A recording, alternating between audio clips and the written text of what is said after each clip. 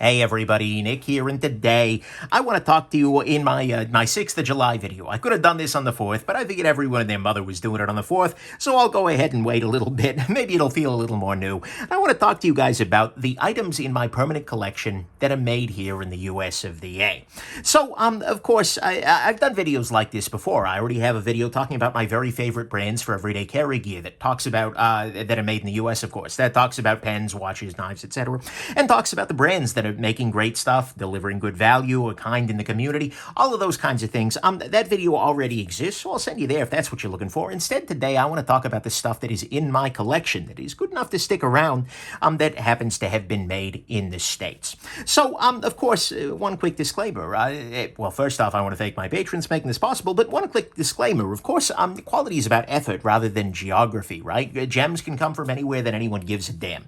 But at the same time, for many people, myself included, it's nice to support the home team. So no matter where you are in the world, I'm sure you like to see manufacturing local to you, and I feel very much the same way. And there are many valid geopolitical reasons, as well as social reasons, why people might not want to buy from some places, etc. And so a lot of people request very often, hey Nick, what are great American-made pieces? And I love doing that. I love finding great knives made in my home country, because I'm sure you would love finding them in yours if you're not from the States.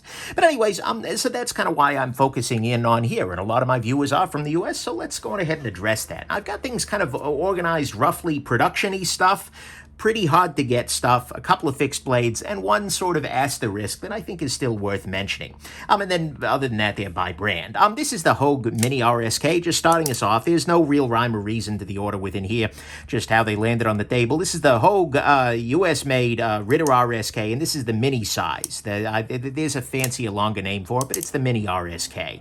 Right, and this is a very, very nice little knife in that it is good. I mean, it's got a nice grind. It's 20 CV. The price on it is actually pretty reasonable, especially given that made in the States often tends to be more expensive. The Hogue has done really, really nice work with this, and Doug Ritter has done really, really nice work making this pretty enduring and solid design. This is a very, very easy knife to recommend to somebody as a first, second, third, fifth knife. It's absolutely a gem. I really like this piece, and it is absolutely stuck around. Next up, we get into the Spyderco knives. Spyderco is a company that has many factories around the world, right? In Japan, China, Taiwan, Italy, all sorts of other places. But these four knives are made in the Golden, Colorado, USA Earth factory, along with a couple of others, actually a number of others I don't have on handy. But nonetheless, these are all Golden-made Spydercos. This first one is a Spyderco Para 3 Lightweight, which is well, it's a little creative in that I took a Maximet Para 3 blade and I put it in a lightweight. I got a video about that. But it gives me Maximet. The form factor I prefer a little bit, but the Para 3 Lightweight remains a great knife. And by the way, this and the Shaman also have the little OCD for EDC compression made easy doohickey on there. That's not factory, but it's pretty nice. I got a video about that too.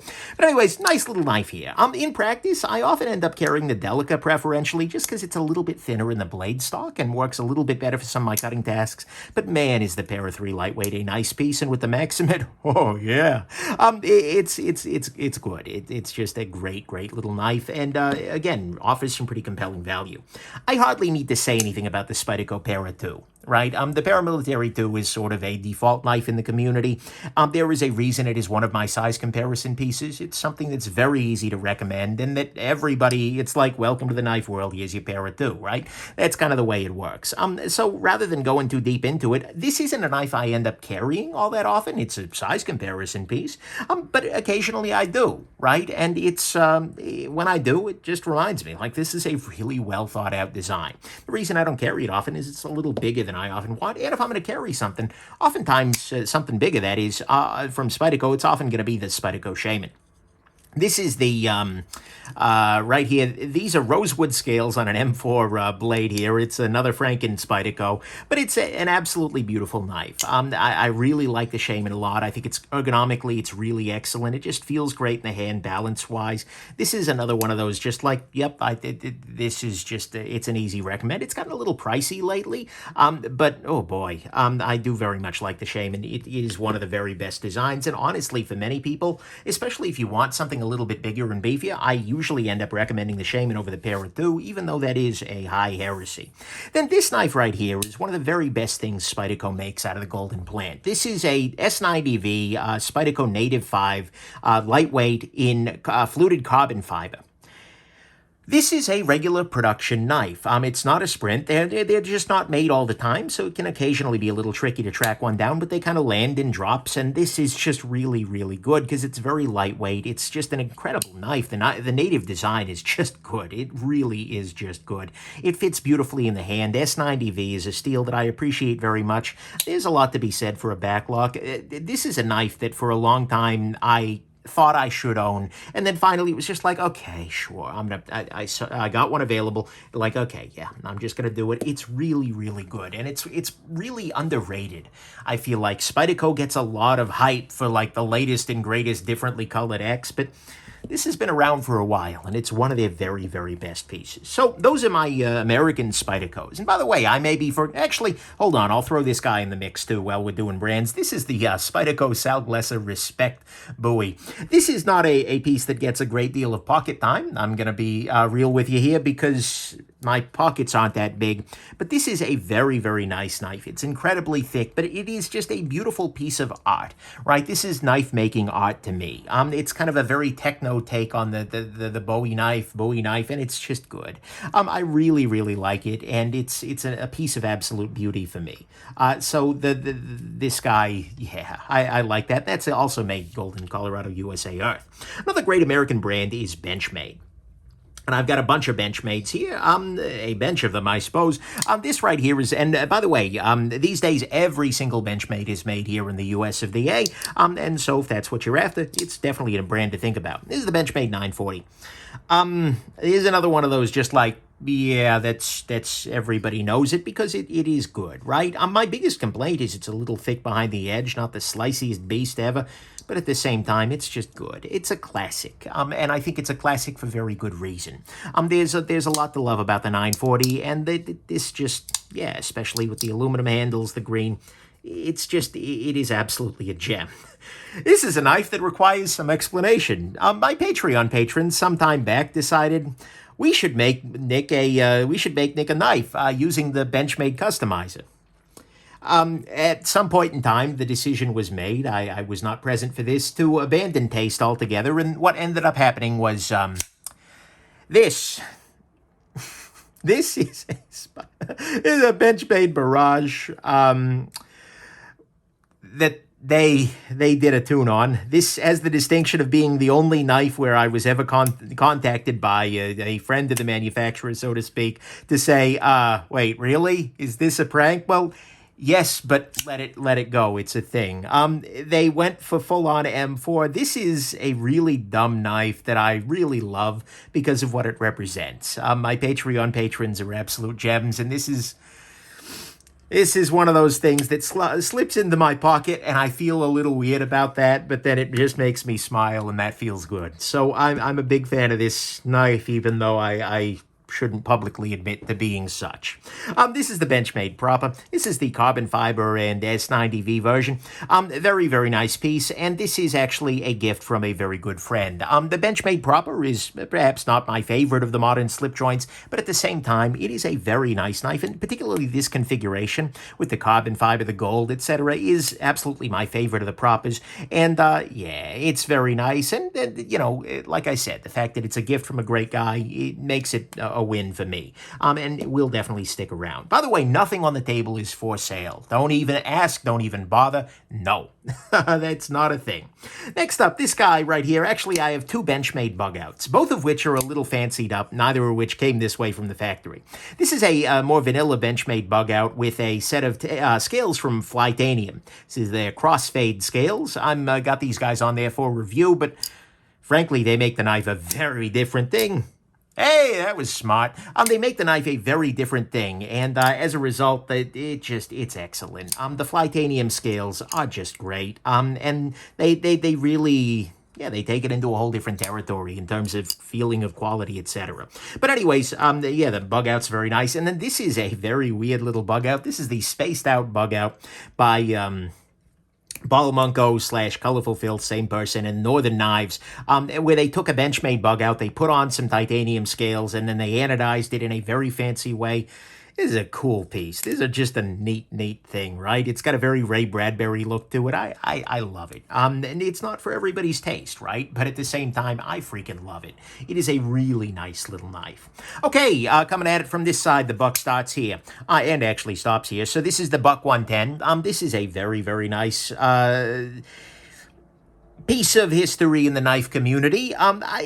It's a fine knife. It cuts things well, effectively, etc. It's a decent piece. It's not remotely to my taste or needs, and it is huge and it is heavy, etc. Being real with you here, this is mostly around because it is an important point of comparison for a review channel, right? I think there were a lot of things that can be said about the Buck 110, and I think, you know, oftentimes I need to have it. So that's the reason why this is really a strong piece in my collection. Is it something that I carry? No, I don't think I've carried this since I reviewed it. But at the same time, it is it's an important piece in American knife making, and it is a classic, right? And so because it is a classic, it sticks around. A much more modern knife here is this guy, the Gerber Fastball. This is actually the one that I made at the Gerber factory. They put my logo on there, and which is entertaining to me. But it's just, and I resharpened the edge and whatnot to try and thin it down a little bit. It is a fine knife. And in fact, it's a nice reminder that Gerber is really trying to resurrect their American-made, their work, right? Gerber for a long time was a great American brand, and then they decided that price was their biggest concern, and as a result, they made some really bad stuff for a little while, but they're trying to bring that back. They're trying to bring back some made-in-the-USA knives. This guy isn't a part of my permanent collection, but it is around pending a charitable giveaway. This is the Gerber Sedulo, another one of their... Gerber is a company that is, to be fair, a lot of their stuff is still overseas made and of many different levels of quality, shall we say, but the Fastball is a nice knife, as is the Sedulo, and it is a nice choice for an $100 or so American-made knife. This is the newest brand on my table and didn't actually exist when I made my last video. This is the Tactile Knife Co. Rockwall. This is the same folks who did Tactile Turn Pens making knives instead, which kind of makes sense given the way it looks. A neat little piece, right? I got a full review coming to this guy. I'm holding on to the review pending the actual... availability of more of these guys, but it's got a super thin edge. It's just got a nice handle. It's great. And for their very first product, holy crap, this is good. They did a great freaking job of this. So I'm definitely a fan of this, and if this is where Tactile Knife is starting, oh boy, I can't wait to find out where they end.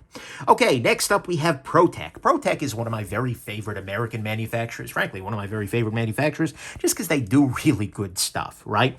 They are best known for automatic knives, that is switchblades. This right here is a Protec Ultimate Custom Sprint.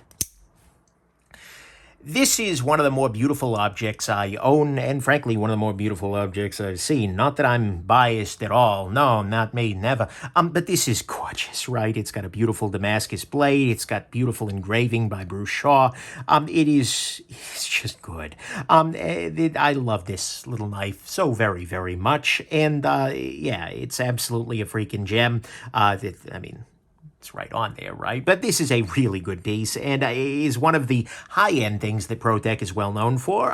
Another thing that Protec just recently did that has become a part of my collection is this little guy right here. This is the Protec Runt 5. By the way, that's not like edge damage or anything. That's tape, because I've been using this knife, right? In fact, I'm still working on the review for it, but this is just really good. The original Runt was not something I was a big fan of. Well, at least the last iteration. This one, they fixed the issues, and now... it's great. The Runt 5 is really nice. This is a fancy one in a bronze aluminum, but they have more conventionally Protec-y sorts of ones out there as well. But the Protec just does great work, and this is another piece of evidence of that. And then finally, this guy... the Malibu. This is a fancy version of the Malibu because I am a fancy human. But nonetheless, we have here a beautiful Damascus blade. We have a nice mother of pearl. This you may have seen previously in wearing blue. I actually like it a lot better in the all gray look. I think it just looks stunning to me. Some folks disagree, but nonetheless, I had this guy de-anodized by ADC Gearhouse up there in Traverse City. But nonetheless, this is just a great knife. This is not an automatic knife. This is a good old-fashioned manual flipper style knife, but it's really nice. And I think this is one of the things that put Protec on the map for a lot of folks who might live, well, in areas with bad automatic laws or something along those lines. So next up is TRM, Three Rivers Manufacturing. And TRM is another one of those companies that I'm very happy to be a fanboy of, right? And it's not because I think everything they make is great. No, they've had some things I didn't care for as much, but when they get it right, they get it so damn right. This is one of their newer pieces. This is the TRM Shadow. This is a sliding bar lock style knife. Damn, this thing's smooth. I'd forgotten about that. This is just a really nice little sliding bar style lock knife. It's just beautifully done. They put a lot of effort into the machining. They put a lot of... This is just a little bit extra. And TRM just does great work. Generally speaking, the biggest and most interesting thing, I think, for me is the thinness of the blade. It just cuts like a... Oh, it's beautiful. Another knife that cuts beautifully from them is, of course, the TRM Atom. This is a really nice little knife here. Got it wearing a pair of rosewood scales at the moment. Tech wood, I think. I don't know exactly what they're technically called, but nonetheless, it is a fake wood of some variety or another. But this is a nice big knife. It's relatively thin, slicey. This is just a joy, 100%. And then, of course, the TRM Neutron. At the moment, wearing a set of, I believe, Cocobolo scales from Match Anderson, who is a scale maker, among other things. And yeah, because this guy, the scale swaps are very, very easy, the aftermarket scale market for these guys is very, very, very thriving. But anyways, the Neutron 2 is one of my very favorite knives out there. This is a very easy knife for me to stop with, so to speak.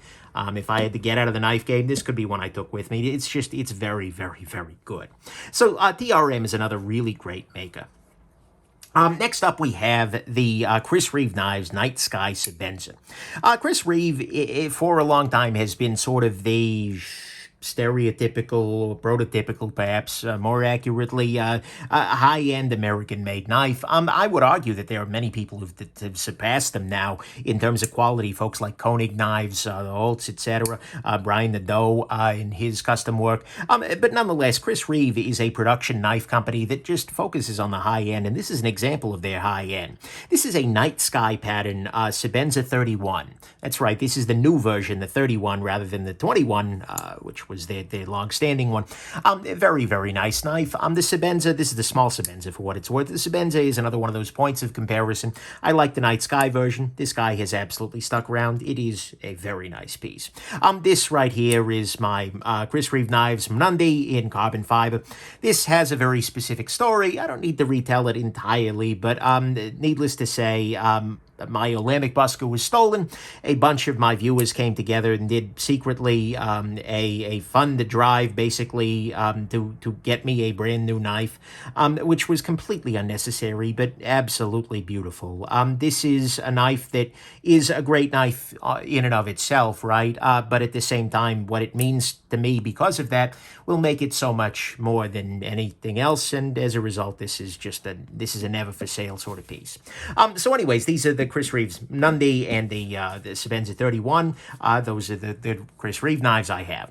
This right here is a Great Eastern Cutlery. Speaking of knives I ain't selling anytime soon, this is the knife I carried on my wedding day. It's a GC Wall Street, number 99 pattern. This actually has an easy open notch cut in there by my buddy Toad Sticker, who I think has disappeared from the YouTube world, but yeah, a nice guy and did that mod work for me. But it's just a really nice little piece, right? It's a good old-fashioned traditional sort of knife, very classy, very nice. I'm a fan. The 99 pattern is great. So all of these were the production-y sorts of pieces. These guys are, although some of these are different, editions and things like that. For instance, this is a fancy dressed-up Malibu that's going to be harder to get, but you can get a Protec Malibu. You can get a Runt, you can get a Sprint, etc.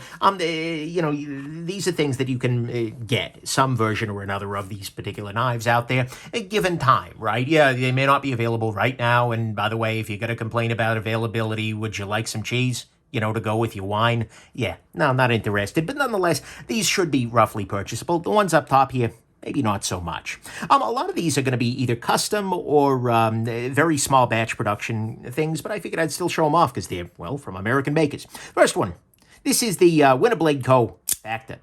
This is a very weird knife. This is so damn weird. This is one that is customized to my liking, but this is a knife with a magnetic detent and lock bar with a push button to deploy the thing. This is one of the strangest pocket knives I am aware of, yet it is very, very nice. It's very compelling, and it's very well done. So the winter blade Cofactor is just so out there that I love to see it, right? So I'm super jazzed about this particular piece, and Winter Blade Co seems like a really nice guy too. Holt Knives. This is my Holt Knives Specter. This is a bolster lock, which they are no longer, actually I think they're no longer doing the Specter altogether. This is a bolster lock with a Damasteel blade and set of handle inlays. Oh, damn, this is a nice knife. I really like this. It's got a great detent. It's just really, really good. It's a beautiful piece, if you really like Damasteel, which, to be fair, I really do. With just very nice polishing, finishing. The Holt's really knocked it out of the park on this one. And it's a knife I'm very proud, though. And look at the little bit of Damasteel at the top there. Oh, yeah. But again, total pain in the neck to get. Not for sale. Demko Knives 8020. This is the full-size 8020. These are made entirely here in the U.S. of and it is a beast of a knife. It is gigantic. Oh my God, is it gigantic? But it is a good knife, right? And it's one of the knives that is kind of counterintuitive that I would enjoy and like it, but I got it and it was just like, okay, yeah, I'm keeping it. Just because it is so ridiculous, but it's got the shock lock. The Demkos are just some of the better knife designers out there. This is just good. It's really, really good. And those are actually regularly available. They just come in, fits and spurts, basically. This is perhaps the least available knife on my table, and I didn't know that up until actually yesterday. I posted a picture of this. This is the TRM Atomic Tie. This is an entirely titanium version of the TRM Atom. It's not titanium scales, it's an entirely different knife. And I got one of these guys because I placed an order for a set of titanium scales for the Atom a long, long time ago, and have been working with them through various prototypes, etc. And this is an early release, pre-production, prototype, whatever sort of thing. They sent me at one point in time, and I've just been waiting, can't wait for them to finally drop it. Turns out they canceled this project. It's very, very sad, but that means this is now, unfortunately, a very rare knife, but it's very, very good. And it will be sticking around in my collection. By the way, it's the same TRM as these folks here. Really, really cool piece. Very, very light, very smooth. I don't know why I'm talking about it. You can't have it. That's kind of a shame. But, who knows? Maybe someday the world will change and they'll bring it back. I don't know. I'm just trying to talk myself through the stages of grief here. But anyways, yeah, sorry about that. But it is in my collection. It is made in the States, and it is a beautiful thing. Another knife that I'm not sure whether you're going to be able to buy again is this guy right here. This is the Brad Southern Knives Mini Tool. This is a sort of small batch production thing he was doing for a while. I haven't seen many of these going up on the market lately, but they're great. It has a really, really nice, at this point I had him retune the detent. Detent is great. It's light. It's got a beautiful blade on it. This is just a good knife. This is just a really good knife. Not too much else to say about it, but damn, Brad. I really hope he makes more of these at some point, because it's good. Speaking of makers who are in a little bit of demand, this is the Oz Machine Company Roosevelt. This is a knife in LC200N, which is a completely rust-proof steel with rust-proof titanium. A little touch of bougie in this version here with some a little bit of black tie maskers here. Just good knife. Really excellent stuff. Review is already up. Unfortunately hard to get, but that's the way of the beast. The way of the beast? The nature of the beast, or the way of life, I suppose. Or it's the way of the beast. I don't freaking know. But either way, it's a good freaking knife. I'm a big fan of it. Pena Knives, front flipper trapper. This is one of his custom versions made by him in his shop, rather than one of the versions made overseas by Rayot. This is also very hard to get, although they're coming available with some regularity. And it's just good. It's just really good. Very, very nice. Very, very smooth. Well done. Nice. Just nice is really what I have to say about it. It's nice. And then finally, the Bradford knives. This is the full-size Guardian 5.5. It's not full-size. They have bigger ones, I guess. This is the Guardian 5.5. It's a great big old fixed blade here. It's made in the States, big old chunk of 3V. A ridiculously large fixed blade, but, well, okay, by my standards. But it's very, very well done. The Bradfords did a really good job here. I'm a big fan of it. Yeah, nice work. And then finally, actually, a knife that probably doesn't pass muster by some definitions, but which I consider to be largely made in the USA, and that's the Almbic Whippersnapper. I also have a Busker, but I just pulled one on the table here.